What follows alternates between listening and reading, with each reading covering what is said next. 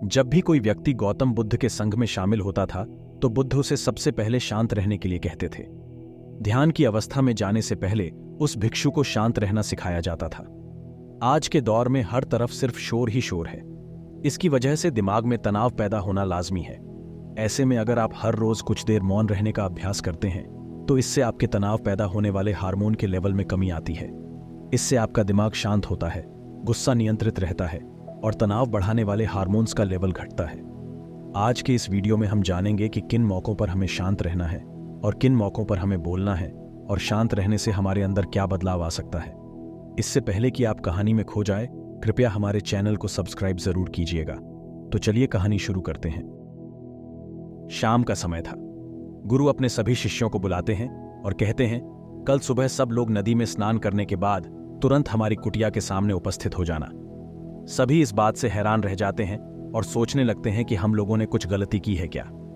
लेकिन फिर यह सोचते हैं कि हो सकता है कि गुरुजी कल सुबह कुछ अच्छी बात बताने वाले हैं। सब लोग रात को सही समय पर सो जाते हैं और सुबह उठकर सभी लोग नदी में स्नान करने के बाद वापस गुरुजी के सामने उपस्थित हो जाते हैं। गुरु कहते हैं, आज मैं तुम सबको चुप रहने के फायदे के बारे में बताऊंगा।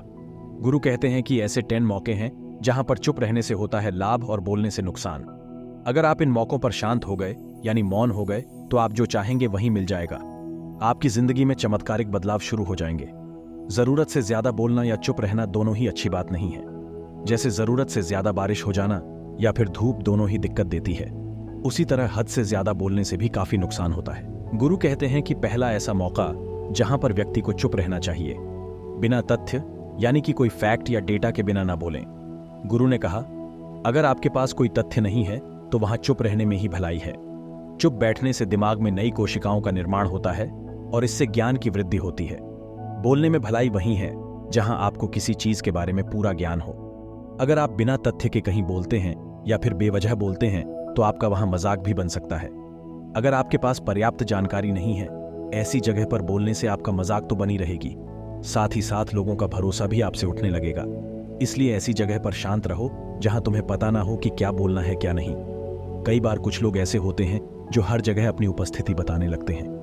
उन्हें पता नहीं होता है कि हमें क्या बोलना है, लेकिन फिर भी बोलते जाते हैं और फिर बाद में दूसरे लोग उनके जाने के बाद उनका मजाक उड़ाते हैं। जब तक आपको उस तथ्य के बारे में अच्छा ज्ञान नहीं है, उसके बारे में पता नहीं है, तो वहां चुप रहना ही ज्यादा समझदारी है। गुरु ने कहा, दूसरा ऐसा मौका जहां पर व्यक्ति को चुप रहना चाहिए, शब्दों से न पहुंचे ठेस ही। अगर आपके शब्द किसी को मानसिक ठेस पहुंचा रहे हैं तो वहां चुप हो जाना चाहिए। कमजोर व्यक्ति के बारे में कुछ भी बोलकर आप महान नहीं बन सकते हैं। महान आप किसी कमजोर का साथ देने में बनेंगे। कई बार होता है कुछ लोग अपने से छोटे व्यक्ति को भला बुरा कहते रहते हैं। सामने वाला इंसान तो कद से आपसे छोटा है, वह आपको कुछ नहीं बोलेगा, लेकिन आप उसकी नजरों में गिरते चले जाएंगे। हो सकता है कि कल वह भी आपसे पद में बड़ा हो जाए। पद में आपसे जब वह बड़ा हो जाएगा तो आज जो रवैया आपका उसके साथ है, आने वाले समय में वह भी आपके साथ वही करेगा। आप किसी को नीचा दिखाकर बड़ा नहीं बन सकते हैं।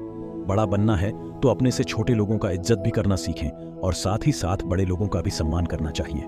लोगों को लगता है कि अगर वह अकड़कर बोलेंगे और सामने वाले को नीचा गिराने की कोशिश करेंगे तो वह बड़े बन जाएंगे, तो यह उन सब की भूल है। बड़े होने की बजाय आप उनकी नजरों में गिरते चले जाएंगे। गुरु ने आगे कहा, इसलिए शिष्यों, तुम सब जब भी बोलना आदर भाव से बोलना ताकि तुम्हारी बात लोगों को अच्छी लगे।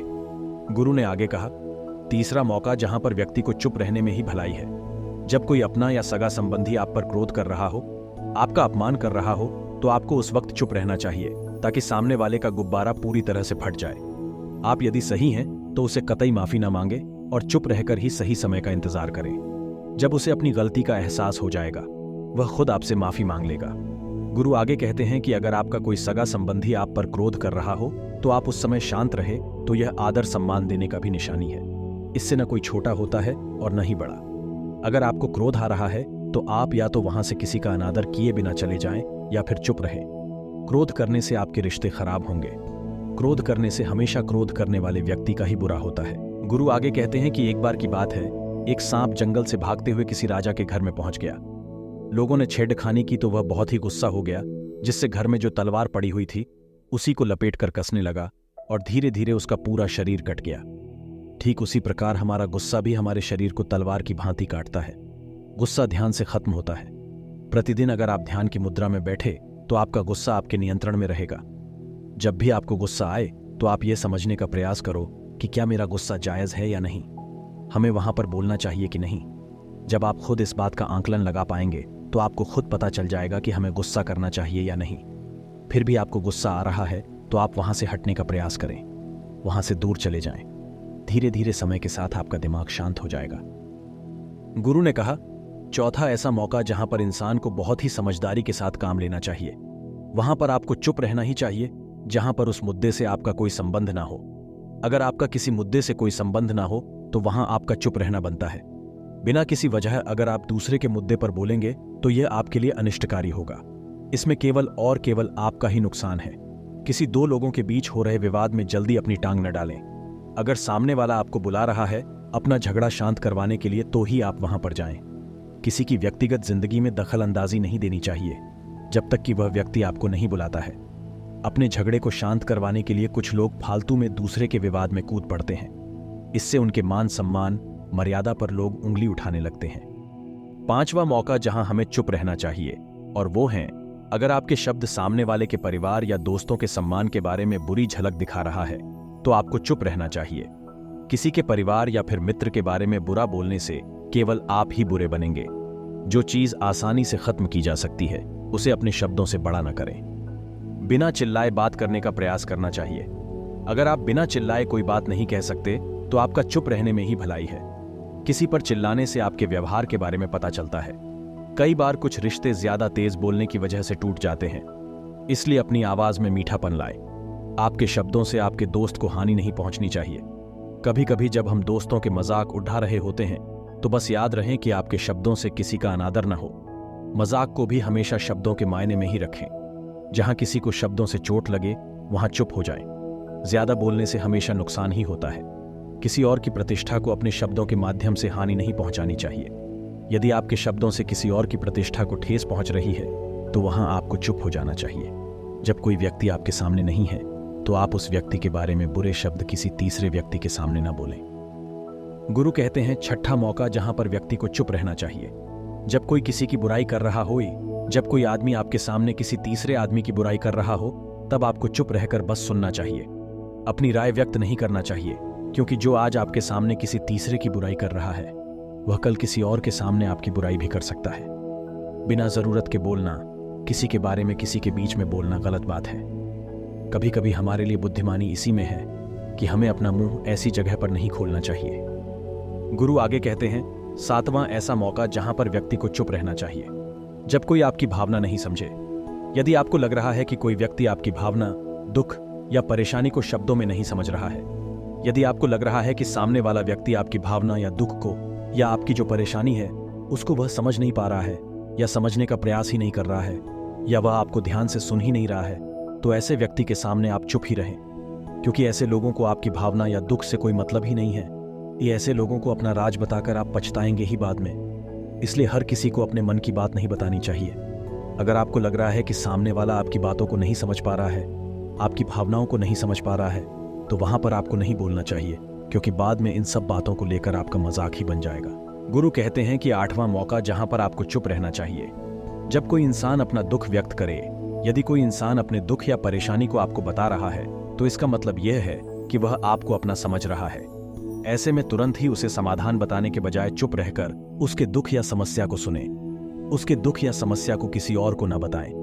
वह इसलिए नहीं बता रहा है कि उसकी समस्याओं का समाधान कर देंगे, बल्कि वह इसलिए बता रहा है कि सामने वाला उसकी बात को समझ रहा है। कई बार बताने से दुख कम हो जाते हैं। आपको अपना दुख इसलिए बता रहा होगा कि उसे लग रहा है कि आप उसकी बात को समझ रहे हैं। दुख बांटने से कम हो जाता है।